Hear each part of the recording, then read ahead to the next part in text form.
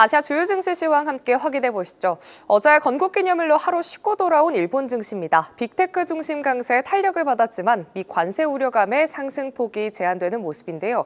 장 초반 0.7%대까지 상승폭을 키웠던 니케이 지수, 이 시각 현재 0.3% 상승세 보여주고 있습니다.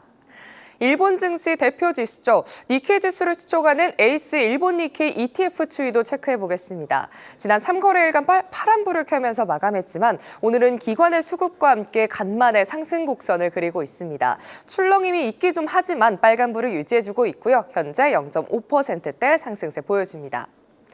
인도의 센섹스 지수는 오늘 보합권에서 방향성을 찾는 모습입니다. 상승으로 개장했지만 이제 오후장 내내 파란불을 켜는 모습인데요. 만약 오늘까지도 하락 마감하게 된다면 6거래일 연속 하락 마감이고요. 어느새 지수가 77,000포인트가 뉴 노멀이 됐습니다. 이 시각 현재는 0.7% 하락불 켜내고 있습니다.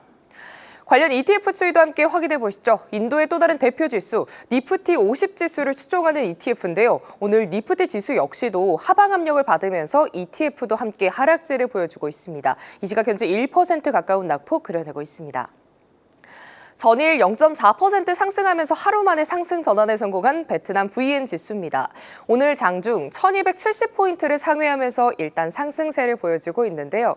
어제 상승 탄력을 이어받아서 마감까지 견조한 흐름 보여줄지 체크해 보시면 좋겠습니다. 이 시각 현재는 0.1% 상승하고 있습니다.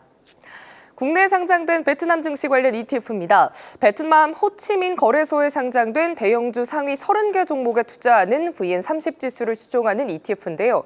지수와 달리 보합권에서 계속 등락을 거듭하고 있습니다. 장중 상하락 전환이 빈번하게 나타났는데요. 이 시각 현재는 약보합권 내에서 거래되고 있습니다. 어제 기술주 중심의 약세 눌림을 받았던 상해 지수입니다. 하지만 하루 만에 딥시크 관련주 또 AI나 컴퓨터 테마가 살아나면서 지수에 탄력이 더해지는 모습이었습니다. 하지만 관세 우려가 더해지면서 오전장은 약보합권으로 마무리했고요. 이 시각 현재는 1.4%대 상승세를 보여주고 있습니다. 국내 상장된 중국 증시 관련 ETF도 함께 확인해 보시죠. 코덱스 차이나 A50 ETF는 상해와 선전 증권거래소에 상장된 주식 중에 시총상위 50개 종목으로 구성된 지수입니다. 이 시각 현재는 상해 지수와 조금은 다르게 약보합권 내에서 움직임 가져가고 있습니다. 지금까지 이 시각 아시아 주요 증시 시황 전해드렸습니다.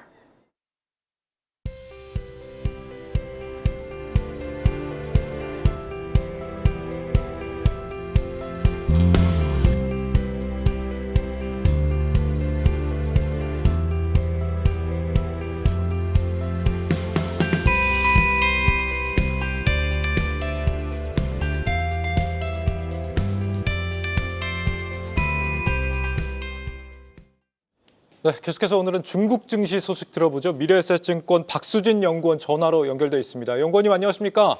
네, 안녕하십니까. 미래에셋증권 디지털 리서치팀 박수진 연구원입니다. 예, 지난 시간에 나오신 뒤에 아주 인기가 뜨거우시더라고요. 앞으로도 감사합니다. 네, 맹활약 부탁드리겠습니다. 오늘 네. 중국 증시 분위기는 좀 어떤가요? 네, 오늘 중국과 홍콩 주요 지수는 오전장에 상승세를 나타냈지만 오후장 시작하면서 차익 실현 매물 일부 좀 출회되면서 상승폭이 좀 일부 반납되는 모습입니다. 상해 종합지수는 지금 약보합권으로 지금 전환됐고요. 그래서 혼조 양상을 좀 보이고 있는데 상해 종합지수는 마이너스 0.01% 하락하고 있고요. 상생지수는 1.5% 상승, 항생 테크지수는 오전장 2% 넘게 상승 후에 지금 오후장에는 상승폭 줄이면서 현재 1.2%가량 상승하면서 중국 본토 증시와 홍콩 증시 분위기가 좀 차별화되는 느낌입니다. 그럼에도 IT 하드웨어, 반도체, 빅테크 등의 여전히 테크주 강세는 좀 이어지는 중인데요. 역시나 딥시크 열풍이 계속 이어지고 있고 이번 주 초에 발표된 비아디 자율주행 기술 발표 그리고 애플과 알리바바의 AI 협력 뉴스 그리고 반도체 파운드리 대표주인 SMIC의 호실적 등의 발표가 계속 이어지면서 테크주 전반적인 상승을 주도해 나가고 있습니다. 네, 요즘 이 딥시크 등장과 함께 중국 쪽에서도 이제 기술주 중심 강세가 나타나고 있다 보니까 중국 ETF 쪽 투자하시는 분들은 고민이 좀 깊어지시는 것 같습니다. 기술주를 추종하는 ETF 그리고 지수를 추종하는 ETF 어느 쪽을 좀 더 유망하게 보는 게 좋을까요?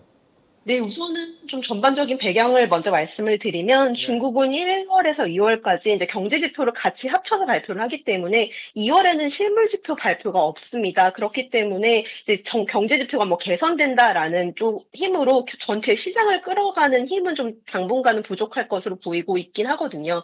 그래서 춘절 이후로는 딥시크 등의 대부분 AI나 IT 관련된 이슈들이 좀 많이 계속 나오고 있기 때문에 당분간 기술주 중심의 테마 장세는 조금 더 이어질 것으로 예상을 하고 있습니다.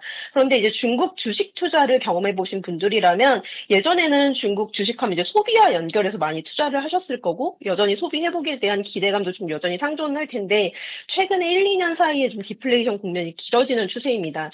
그리고 이번 춘절에도 장기 연휴와 다양한 부양 정책이 발표됐음에도 불구하고 특정 부양 정책 수혜 업종을 제외하면 여전히 소비 심리는 회복이 좀 부진한 상황이고 소비주 전반적으로 흐름과 센티멘털은 좋지 않거든요. 그래서 그렇기 때문에 특정 종목으로 투자하시기엔 좀 어려움이 있으실 거고요. 그리고 ETF 투자 쪽으로 이제 관심 있다 하시는 경우라면 사실 대형 지수, CSI 300 같은 대형 지수 추종보다는 우리가 많이 알고 있는 대표 테크 지수, 뭐 항생테크라든지 반도체나 AI 관련 테마, IT 관련 테마 ETF 쪽으로 좀 압축해서 보시는 게 좋을 것 같습니다. 요 며칠 사이에 좀 주목을 받고 있는 건 말씀하신 것처럼 비아디인 것 같습니다. 전기차 기업이죠. 이 글로벌 점유율 1위에다가 자율주행에 1,400만 원짜리 자율주행 차를 내놓는다 이런 소식도 같이 들리고 있는데 실제 중국 시장 내에서도 경쟁력을 좀 높게 평가받고 있는 건지 궁금합니다. 네, 그렇습니다. 비아디는 뭐 많이들 알고 계시다시피 중국 전기차 시장에서 뭐 판매량 측면에서는 압도적인 1위를 기록을 하고 있습니다. 다양한 가격대의 모델을 기반으로 2024년에 연간 전기차 판매량이 420만 대를 기록을 했고요. 400만 대를 돌파를 했고 2025년 목표치도 아마 450만 대에서 500만 대 정도 예상을 하고 있는 좀 저력이 있는 기업이었죠. 근데 이번 주 초에 발표한 비아디의 자체 개발 자율주행 시스템인 천신의 눈이라고 하는 게 지금 시장에서 굉장히 이슈가 되고 있는데요. 자율주행의 핵심 기술의 두 축이라고 볼 수 있는 라이다 기반과 비주얼 센서 기반 기술을 모두 가져가겠다라고 얘기를 했고 그 기술들을 고가 모델부터 저가 모델까지 다양한 모델에 모두 적용시킬 수 있어서 향후 높은 판매량 기반으로 자율주행 기술까지 더해져서 중국의 전기차 자율주행 시장을 더 선도해 나가겠다. 그리고 앞으로도 그런 경쟁력이 있다라는 기대감이 중국 내에서도 굉장히 크게 형성되고 있고요. 여기에 이제 자체적인 자율주행 아키텍처에 딥시크까지 적용을 한다라고 얘기를 하면서 자율주행 기능 훈련이나 업그레이드를 딥시크를 활용해서 시키겠다라는 방안까지 이제 발표가 되다 보니까 그런 이제 딥시크의 열풍과 자율주행 열풍까지 더해지는 모습이 계속 보여지고 있고요. 향후 중국 전기차 시장을 보신다라고 하면 결국에는 비아디의 움직임이나 그리고 판매량 그리고 이런 향후의 행보 같은 것들을 같이 주목해 보시는 게 좋을 것 같습니다. 연구원님 오늘 말씀 여기까지 듣겠습니다. 말씀 잘 들었습니다. 네, 감사합니다. 네, 미래에셋증권 박수진 연구원과 함께했습니다. 아시아 주요 뉴스입니다. 세계 최대 전기차 배터리 제조사 CATL이 홍콩 증권거래소에 상장 신청서를 제출했습니다. 이번 공모를 통해 50억 달러, 한화 약 7조 2,700억 원 이상의 자금 조달 가능성이 대두됐습니다. 이번 CATL의 상장은 홍콩 주식시장에 침체된 IPO 시장 회복을 이끌 걸로 전망되고 있습니다.